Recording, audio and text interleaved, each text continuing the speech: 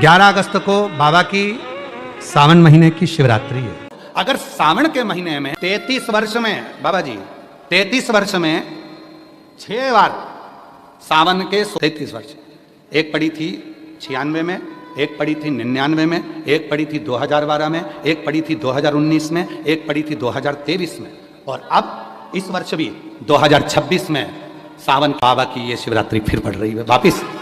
सफेद मिट्टी, लाल मिट्टी, पीली मिट्टी, काली मिट्टी, 4 तरह की अलग अलग मिट्टियों से पार्थिव लिंग का निर्माण होता है। शाम को 7 बजे श्रावण महीने की शिवरात्रि के दिन आप और हम ऑनलाइन बाबा का अभिषेक करेंगे। अपने अपने घर में पार्थिव शिवलिंग का निर्माण सब करें।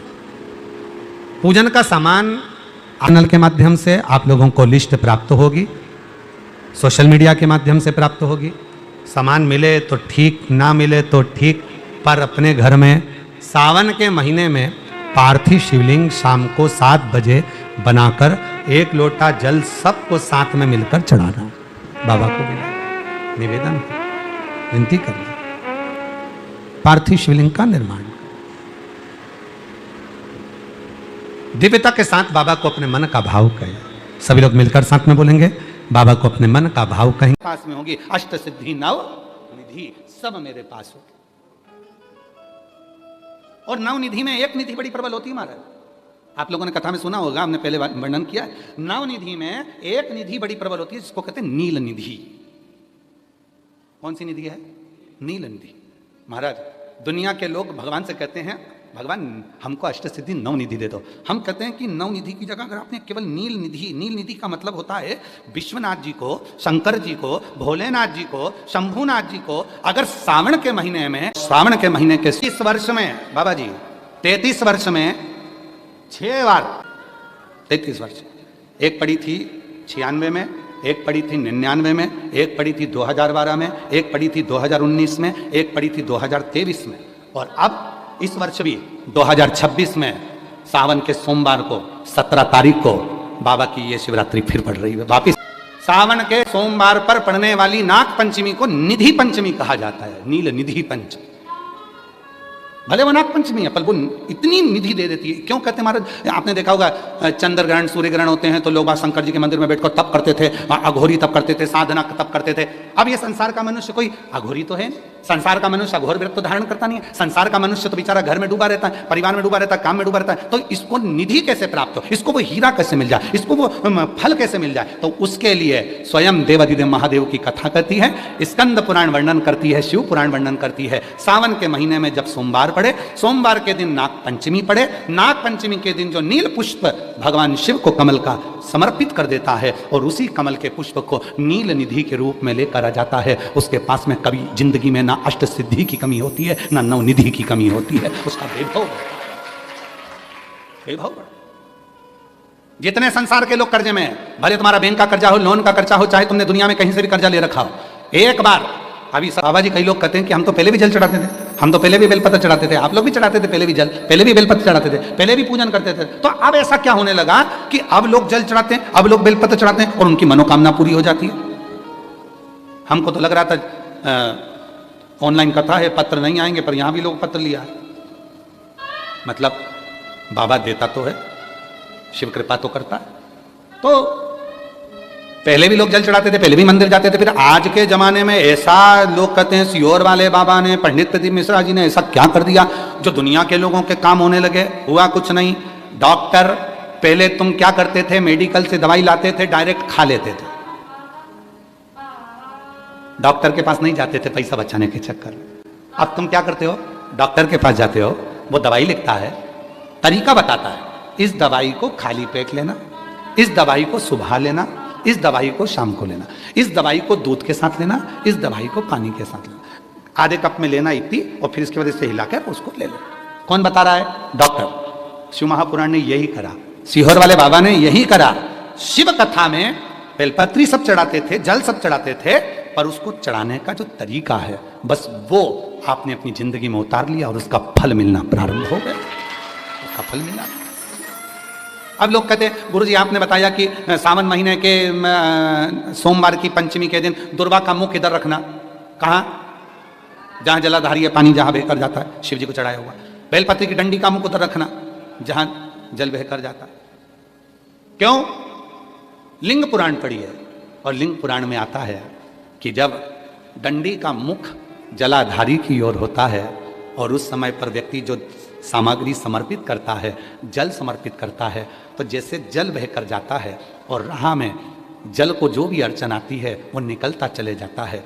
शिव जी के चढ़े हुए जल को जो मार्ग मिलता है, अगर डंडी का मुख जलाधारी की ओर कर हम जब जल या दूध चढ़ाते हैं तो हमारी जिंदगी के भी सारे रोग और दुख समाप्त होना प्रारंभ हो जाए। तरीके वर्णन आता है, सफेद मिट्टी, लाल मिट्टी, पीली मिट्टी, काली मिट्टी, 4 तरह की अलग अलग मिट्टियों से पार्थिव लिंग का निर्माण होता है।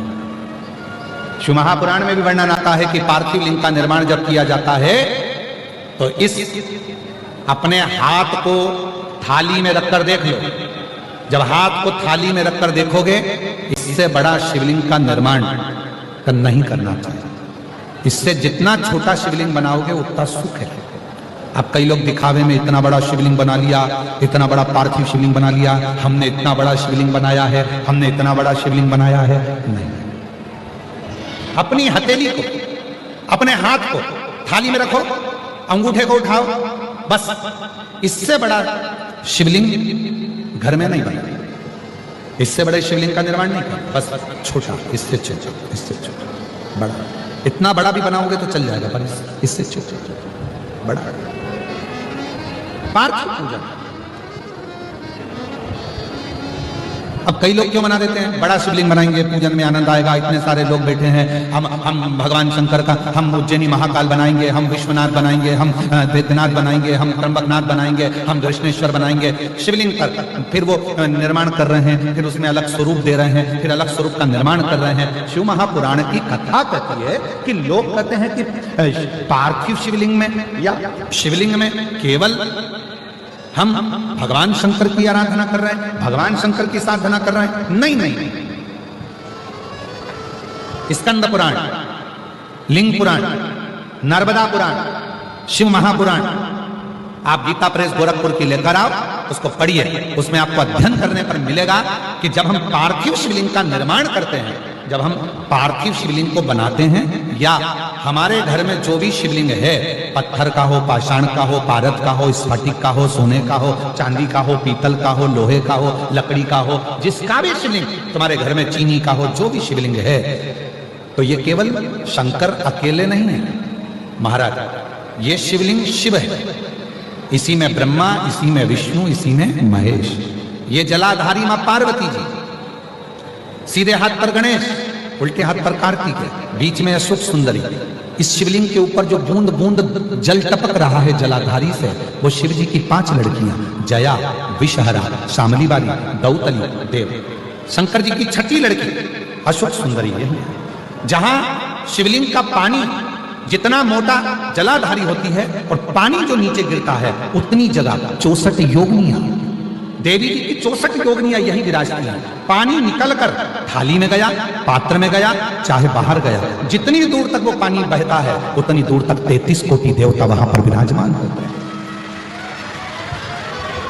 भगवान शंकर का जो शिवलिंग है, उस शिवलिंग के सबसे ऊपर का जो भाग है वो अष्टसिद्धि, शिवलिंग के मध्य का जो भाग है नवनिधि। भगवान शंकर के शिवलिंग के पूरे स्वरूप में, शंकर भगवान के पूरी जलाधारी में, शंकर भगवान के पूरे स्वरूप में शंकर, इसीलिए हमारे सनातन धर्म में शंकर भगवान की जैसे ऊपर मूर्ति दिख रही तुमको, सबसे ऊपर देखो, जैसे शंकर जी की मूर्ति दिख रही है, समाधि में लीन है, नेत्र बंद है, दिख रहा है तुम्हें काला कलर का। हमारे सनातन धर्म में मूर्ति से ज्यादा शिवलिंग की पूजन है। क्यों?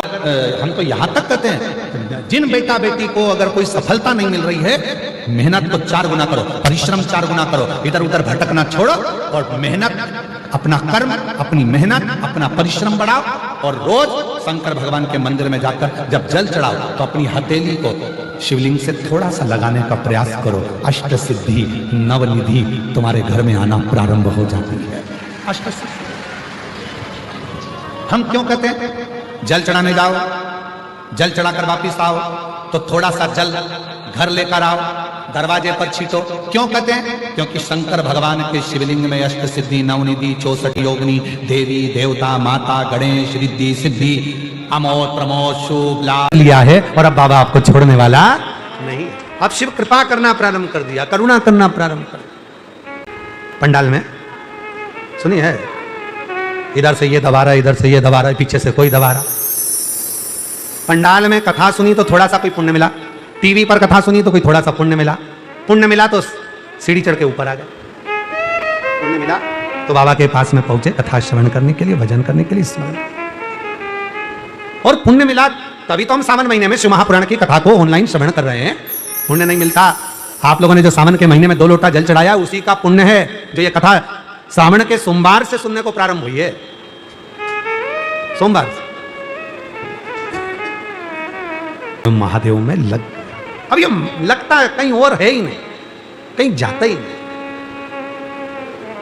कहीं नहीं। और शिवालय जाना धीरे धीरे धीरे धीरे, तीर्थ जाना कम हो गया। अब बनता नहीं है साहब, हमारा घुटना दुख है, कहीं कमर दुख है, कहीं ये काम, कहीं बहू चली गई है, कहीं पोता का ये काम है, कहीं इसको सर्दी हो गई, उसको जुकाम हो गया, कहीं ये काम आ गया, कहीं वो काम आ गया, कहीं बेटे को घाटा लगा, कहीं बच्चे को ये सा हो गया, कहीं वहाँ सा हो गया। सारा दिन रात काम काम काम काम काम चलता रहता और भगवान दूर होता चलेगा, भगवान दूर होता चलेगा, दूर होता। फिर क्या करोगे? आग लगे बस्ती में, पाबंद रहो बस्ती, क्या किसको रोइए, चादर तान के सोइए, क्या करना? फिर मन में आता है पहले ही अच्छी थी। और कई माताएं तो कहने में चुकती भी नहीं है, वो कह भी देती है, ए, तुम जब से आई हो ना मेरा